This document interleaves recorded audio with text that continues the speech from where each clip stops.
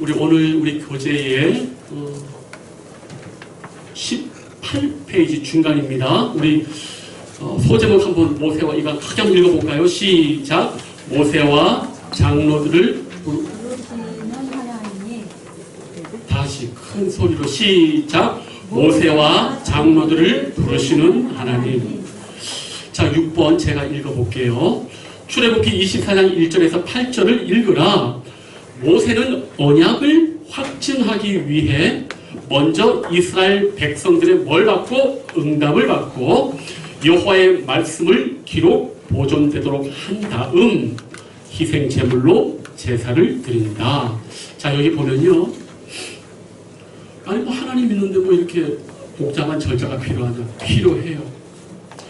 우리가 어떤 중요한 내용을 이해할 때 겉으로 드러나 있는 형식들이 그 내용을 잘 표현해 주는 게 있어요. 우리 교회는 성례를 2가지만 인정합니다. 카톨릭은 7가지 성례가 있어요. 근데 우리는 왜 2가지냐? 예수님이 친히 제정하신 세례와 성만찬만 인정을 해요. 근데 성례가 뭐냐? 보이지 않는 신비한 하나님의 은혜를 눈으로 보이게 해서 우리로 은혜를 끼치는 게 그게 성례라는 말의 신앙적 정의입니다. 아시겠습니까? 그래서 사람들이 잘 어떤 걸 이해를 못할 때는 그 형식을 이렇게 보면 이해가 되는 경우가 있지요. 예수님께서 그 비유를 왜 많이 드셨어요? 이것도 꼭 기억하세요. 요즘 하도 이단들이 많고 이상한 소리 하는 사람들이 많아서 신천지가 차조하는 얘기가 그거예요. 예수님께서 비유가 아니시면 말씀하지 않더라. 무식한 얘기예요, 그게. 왜? 비유를 주로 많이 하신 공간복음 마태, 마가, 누가의 이 지역은 갈릴리 지역이에요. 못 배우신 분들이 많아요. 농사를 짓고 고기를 하니까. 그러니까 비유가 많아요. 그러나 유대 예루살렘 쪽은 그 시대의 최고의 계층 아니에요. 이 사람들은 헬라적 사고와 이성적 사고가 있어가지고 비유보다는 영적이고 이지적인 걸 많이, 그게 요한복음이에요. 그것도 모르고 뭐 비유가 아니면 뭐 안 한다. 그 성경을 설득이 아는 사람들이 항상 문제라니까. 그런 얘기를 하세요. 혹시 이단들이 그딴 소리 하면. 우리 같은 목회자가 듣기에는 아주 한심한 얘기인데도 이걸 모르는 성도는 혹할 수 있어 없어요. 그들은 꼭 말씀 하나 가지고 단 걸로 아니에요. 성경 신구약을 들어 우리가 통전적 사고라는 거예요. 통전적 사고. 인테그러티 통합한 사고를 하는 거예요. 그래서 조금 제가 성경 공부할 때는 어려운 얘기를 해도 좀 들어주실 필요가 있어요. 이제는 대충 믿고 대충 이해해서는 안 돼요. 세상이 악해요. 세상이 악합니다. 자, 보십시오. 오늘 이 언약을 확정하는데 모세가 먼저 백성들에게 하나님의 10계명과 언약을 쫙 읽어요. 그 다음에 백성들이 뭘 합니까? 한 소리로 응답해야 돼요. 우리가 준행하겠습니다. 그리고 4절에 모세가 여호와의 모든 말씀을 기록하고, 그래서 모세오경 토라가 저자가 누구예요? 모세인 거예요. 모세가 쓴 거예요. 모세가 이날 썼단 말이에요. 놀랍지 않으세요? 모세가 이 오경을 썼단 말이에요. 자, 그리고 나서 기록 보존한 다음에 또 그걸로 끝난 게 아니에요. 기록했죠? 그 다음에 뭐 했냐? 제사를 지내요. 자, 근데 여기 보십시오. 우리 스터디북에 특히 마지막에 제사를 드린 것은 어떤 중요합니까? 보십시오. 하나님의 말씀을 선포했습니다. 백성들이 응답했습니다. 그럼 그걸로 끝나는 거 아닌가? 근데 여기에 제사를 드려요. 왜? 이 제사에 오늘 중요한 2가지 강조점이 있어요. 보세요. 6절. 모세가 피를 가지고 반은 여러 양품에 잡고 반은 어디에 뿌리고? 제단에 뿌리고. 8절. 모세가 그 피를 가지고 누구에게 뿌리고? 8절. 모세가 그 피를 가지고 누구에게 뿌리고? 백성에게. 이런 걸 보셔야 돼. 이런 거를. 응? 왜 하필 제단에 피 흘린 거 똑같아요. 그런데 왜 피를 제단에 뿌리고 백성에게 뿌려요? 응? 죄를 사한다고? 언약? 그렇지. 언약의 중요한 게 뭐예요? 생명. 언약의 중요한 건 책임인데, 책임을 못 질 때는 뭘로 갚아요? 죽음으로 갚는 거예요. 죽음으로. 언약의 가장 중요한 거는 이거 처음 제가 얘기를 할게요. 잘 들으세요. 구약을 이해할 때 이 언약을 이해를 못하고 거룩한 전쟁을 이해 못하면 전혀 이해가 안 돼요. 언약이 뭐예요? 하나님과 나와 계약을 맺잖아요. 가장 고전적인 방식이 뭐예요? 짐승을 딱 쪼개 양옆에 크게 버려놔 피 철철 흐를 거 아니에요. 계약을 맺은 두 사람이 서로 같이 그 길을 지나가는 거예요. 왜 지나가요? 너와 내가 지금 이 계약을 맺었는데 둘 중에 하나가 누구라도 지금 맺은 계약과 언약을 어기면 죽음으로서 갚는다는 얘기예요. 이걸 우리가 낭만적으로 보면 안 된다니까, 성경 말씀을. 이 언약을 가장 예수님이 강조한 게 결혼이에요. 결혼을 언약으로 본다. 그러니까 우리 예수님이, 제가 저번에 말씀드렸죠, 우리 예수님께서 성경의 모든 말씀을 부인한 적이 없는데 딱 한 가지 예외가 있다고. 하나님의 동일한 말씀을 가지고 모세가 이혼해도 된다는 걸 정면으로 부정한 게 결혼의 얘기예요. 원래는 그렇지 아니하다. 그거 잘 하셔야 돼요. 잘 하셔야 된다고. 말씀을 어설프게 하지 마시라. 유일하게 예수님께서 모든 말씀을 이렇게 높이시고 하셨는데 이혼에 대해서만큼은 모세가 이혼중에서 쓴 그게 분명히 있잖아요. 그런데 창세기 말씀을 가지고 원래는 그렇지 않더라고 하셨어요. 언약이 왜? 한 번 만들 때 형 서로 죽어야 되는 거. 원래 죽어야 되는 거. 그래서 결혼 생활의 가장 중요한 건 서로에게 헌신하고 책임을 다하는 거예요. 다른 게 아니에요.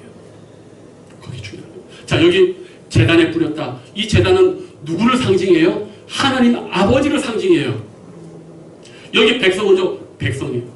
근데 이 언약은, 이 계약은 하나님도 신실하게 내가 너를 내 백성 삼고 인도하겠다고. 백성은 뭐예요? 우리도 목숨을 다해서 하나님을 섬기고 하겠다는 계약의 엄중한 세레모니인 거예요.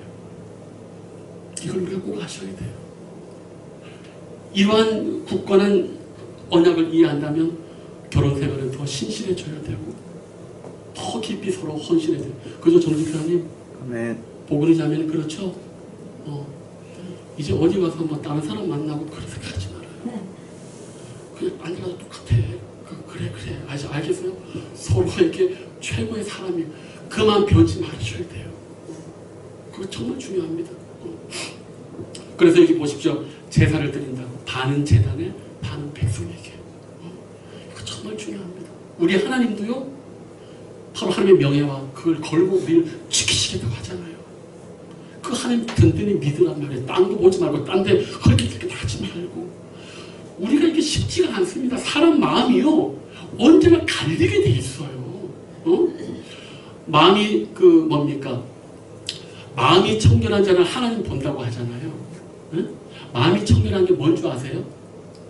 야고보서에 두 마음을 품으면 하나님 못 본다고. 마음이 청결하면 여러 가지 모든 마음이 오로지 하나님만을 바라볼 때 그걸 마음이 청결하다고. 야고보서의 논리가 그래요. 신앙이 깨끗한 게 아니에요. 우리 마음이 언제나 여러 갈래로 흩어져 있는데 그 모든 마음을 주님께 집중할 때 그때가 마음이 청결해지고 그때가 하나님을 본다는 말이에요. 우리 다들 얼마나 마음이 갈라져 있습니까? 그렇지 않아요?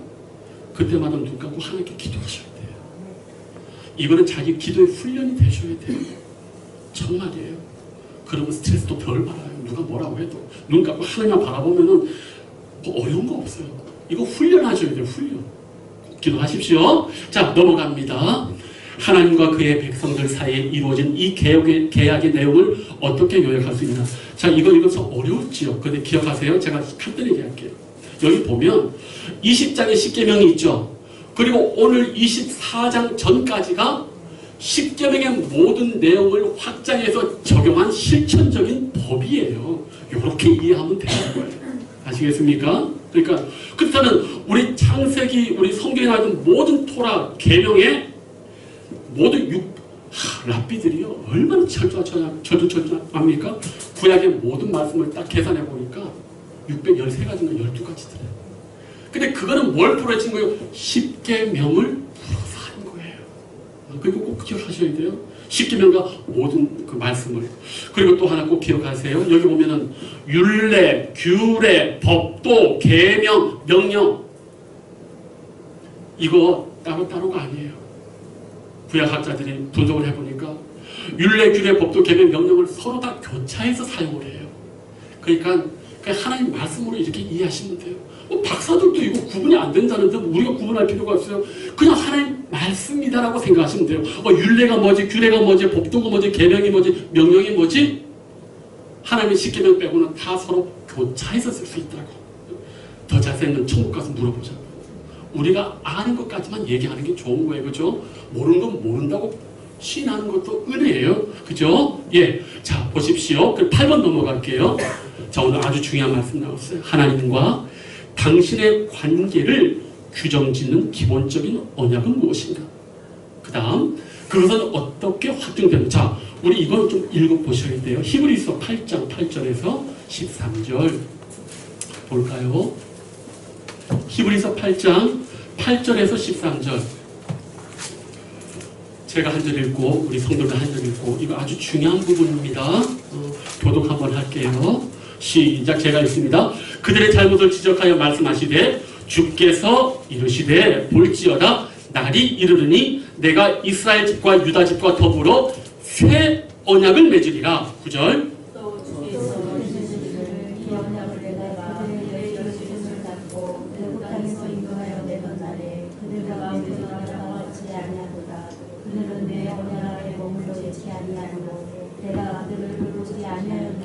또 주께서 이르시되 그날 후에 내가 이스라엘 집과 맺을 언약은 이것이니 내 법을 그들의 생각에 두고 그들의 마음에 이것을 기록하리라. 나는 그들에게 하나님이 되고 그들은 내게 백성이 되리라.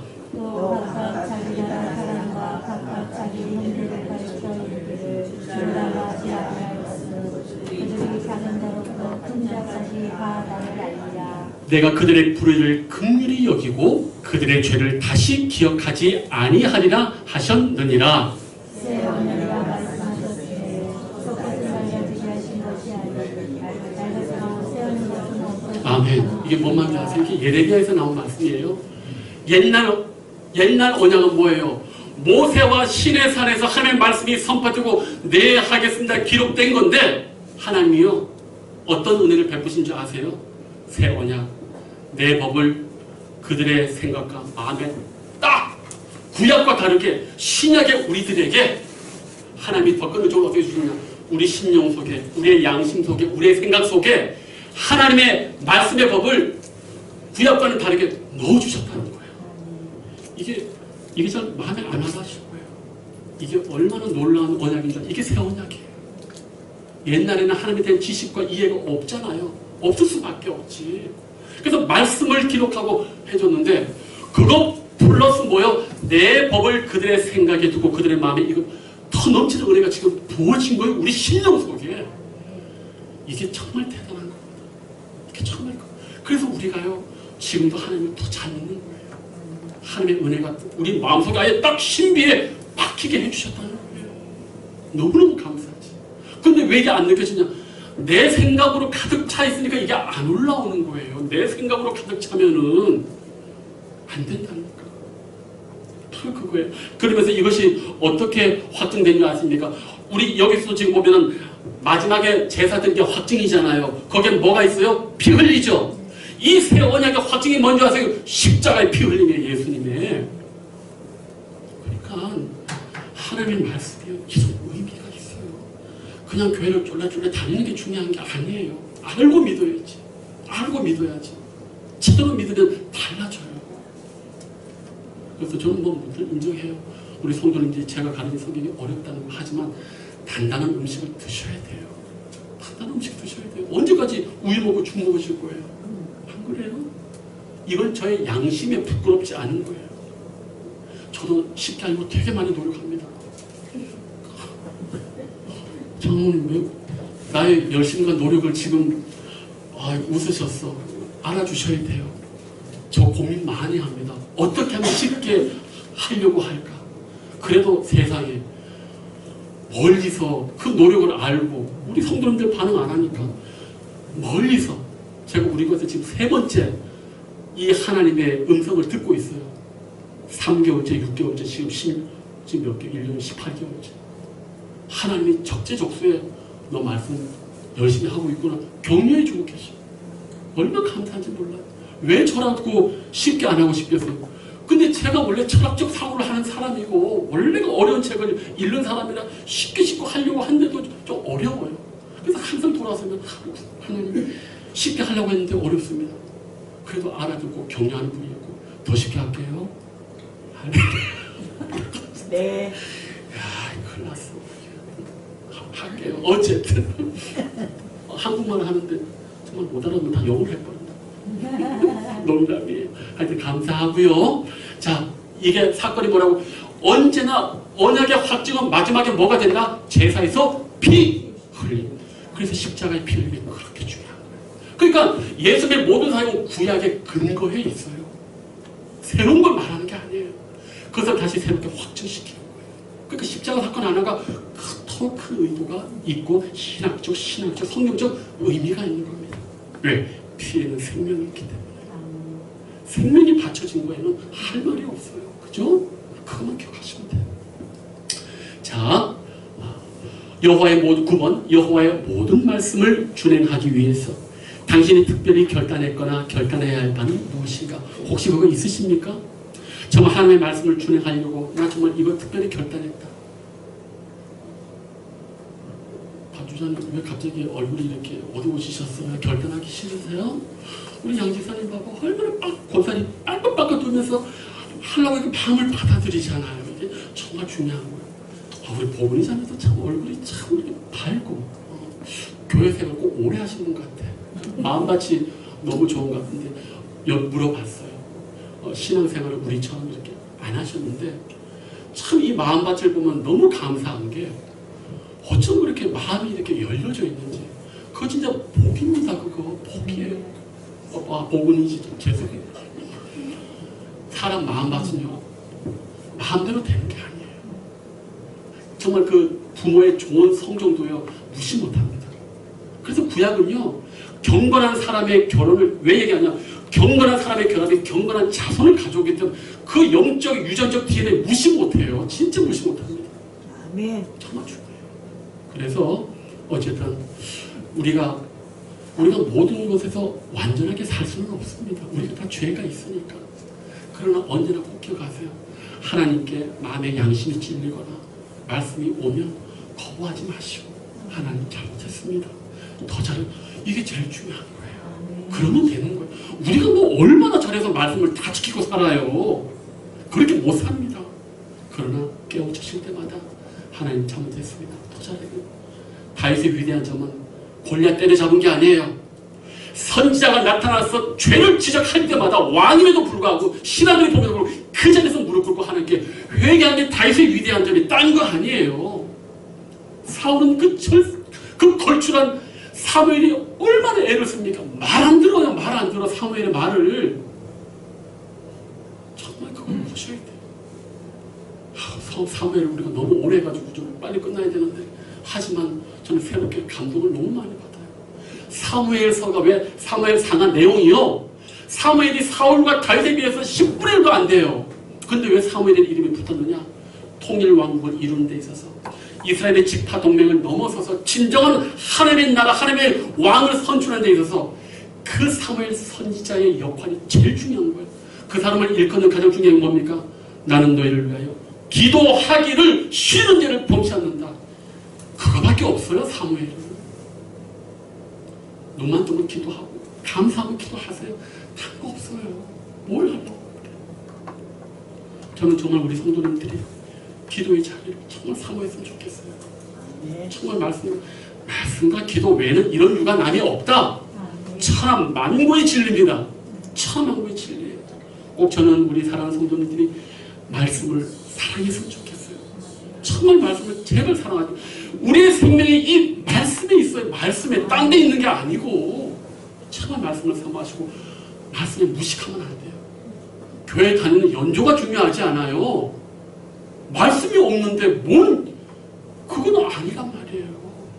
제가 그렇다고 신앙 학교 가라는 얘기 아니잖아요. 어느 정도는 말씀을 알아들어야 될 거 아니에요. 3년만 해도 우리가 전문가인데. 그렇지 않아요? 저는 그래서 우리 성도님들에게 정말 이 말씀의 깊이를 꼭 좀 알려드리고 싶어요. 제 꿈입니다. 우리 기독교는요, 말씀의 종교예요. 천지는 없어지겠으나. 이야, 천지가 없어져도 하나님의 말씀의 1.1획이라도 없어지지 않는다. 이걸 어디에서 이런 얘기 들을 수 있어요? 그러니까 이 성경이 얼마나 소중해요. 이 성경이 나의 사랑하는 채 비록 헤어졌으나 거기 뭐 나요? 어머니의 성경책. 근데 어머니 성경책을 보니까 줄 하나도 안 그어져 있어. 휴대폰을 아주 유물로 남겼어. 그러지 마세요, 제발. 저희 어머님도 맨날 성경책 들고 다니면서 우리 참 집사람이 저런 신경 썼는데 언제나 3, 4, 5년 되면 어머니 성경책 큰데 글씨 크면서도 가병과 사주를 해야 된다. 시골에요. 지금도 노인네들이 성경책 들고 다녀요. 지금도 노인네들이. 우리 어머님이 지금 80인데 거기서 두 번째로 젊어요. 80세인데 두 번째로 젊다고. 지금도 토요일마다 가서 청소하고 밥하고. 저는 마음이 아파요. 하지만 내가 뭘 얘기해요. 하나님의 교회를 그렇게 섬긴다는데. 그건 인간적인 마음이고 하나님의 교회를 그렇게 섬긴다는데 하나님은 주시겠지. 저는 마음이 아파요. 그러나 그런 마음보다도 하나님을 사랑하는 그 마음이 더 중요한 거예요. 그죠? 저는 정말 우리 성도님들이 주님 오시는 그날까지 저와 함께 우리 성경에 나타나 있는 말씀의 위대함을 정말 많이 느끼고 눈이 좀 열렸으면 좋겠어요. 귀가 뚫리고. 아멘. 자, 그래서 마칠게요. 자, 그리고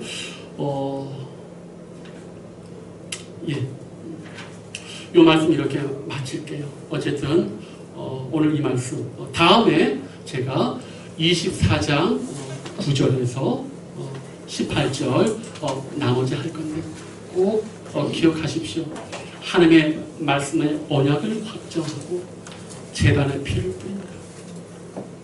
일방적인 사랑도 있지만 거기에 정당하게 우리가 사랑으로 반응을 해야 될 줄 믿습니다. 기도하겠습니다. 아버지 하나님 감사함을 드립니다.